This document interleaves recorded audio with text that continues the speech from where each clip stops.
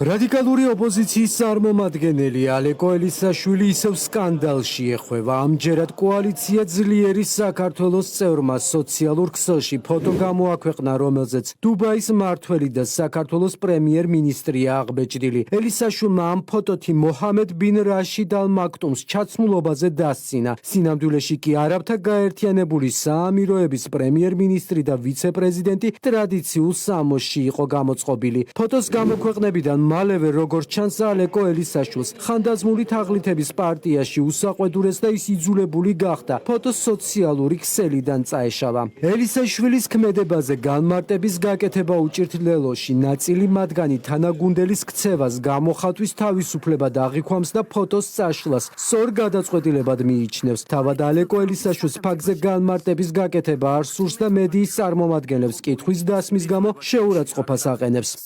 თუ წაშალა ძალიან კარგია და წაშლას დადებითად ვაფასებ. მისი გამოხატვის თავისუფლება და ამიტომ თვითონ ალეკოს შეეკითხეთ. ეს მიგეჩნიათ თავარ თემად ფეხსაცმელზე ვინმე რამე დათქვა თუ არა? კოალიციაში თქვენ კოალიციის წევრია და თქვენ ის არის მნიშვნელოვანი განცხადებები? ეს არ არის პირველი შემთხვევა, როცა ლელოს წარმომადგენლები საკუთარი პოზიციის დაფიქსირებით შეურაცხყოფას აყენებენ როგორც საქართველოს ხელისუფლებას, ასევე ჩვენი ქვეყნის პარტნიორებს. ასე მაგალითად ლელოს ტოპ-ტვინი გრიგოლ გეგელია ჭაობში მყოფ ქვეყნად მოიხსენიებს იმ სახელმწიფოებს, რომლებმაც ქართულ ოცნებას არჩევნებში გამარჯვება მიულოცეს, მათ შორის მეზობელ თურქეთს, აზერბაიჯანს, სომხეთს. სლოვაკეთი, უნგრეთი, ჩინეთი, თურქეთი, აზერბაიჯანი, სომხა, ეს რაღაცნაირი აღიარების მინი ვერსია შეაგროვეს. ჭაობში მყოფი ქვეყნების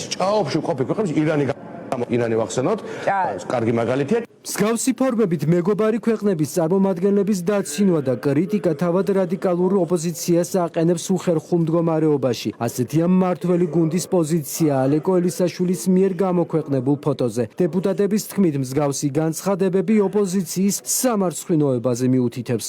ჩანს როგორც მათი პოლიტიკური გოიმობა და სიქაჯე, ასევე ის რომ როგორც სურთ ყველაფერი, რაც შეიძლება დაკავშირებული იყოს ჩვენს ქვეყანასთან და ჩვენმა საზოგადოებამ იცის, რომ დუბაის და საემიროების ინვესტიციები ჩვენს ქვეყანაში ერთ-ერთი ყველაზე მიმზიდველი, ისტორიული და მასშტაბური არის და ამ ყველაფერს ებრძვიან ისინი და თანაც ამას აკეთებენ ისეთი ფორმებით, რომელიც კიდევ უფრო სამარცხვინო მდგომარეობაში აყენებს მათ და ძალიან კარგი გააგრძელონ ეს ილუსტრაცია, ყველა ნახავს, ყველა დაინახავს სინამდვილეში როგორი დაცლილები არიან ეს ადამიანები შინაარსისგანაც. ეს პოსტი ძალიან კარგად აჩვენებს იმ არასერიოზულობის ხარისხს, რომელიც ამ ადამიანს და მის კოლეგებს აქვს და სწორედ ამიტომ რომ ისინი არათუ არ იმსახურებენ რაიმე ტიპის ძალაუფლების ქონას, არამედ მათ რო ქონდეთ ეს ამ ტიპის ძალაუფლება, სწორედ ეს არის ის ტიპი და ის სტილი, რა სტილითაც მართავენ ამ ქვეყანას და ჩვენ ეს ვნახეთ რეალურად,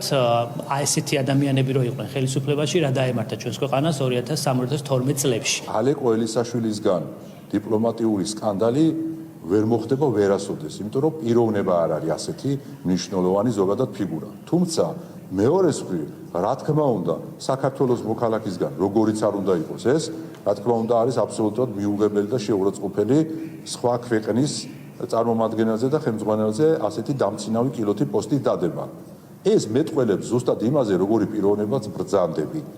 და შესაბამისად, ასეთი პიროვნება პოლიტიკაში კი არა, საჯარო სივრცეში არ უნდა გააჩეროს. ალეკო ელისაშვილისა და მისი თანაგუნდელების მსგავსი მიდგომა იმ რეალურ სახეს აჩვენებს, რომელიც რადიკალურ ოპოზიციას აქვს. სწორედ ამიტომ მეუბნება ქართველი ხალხი მათ ყველა არჩევნებზე უარს.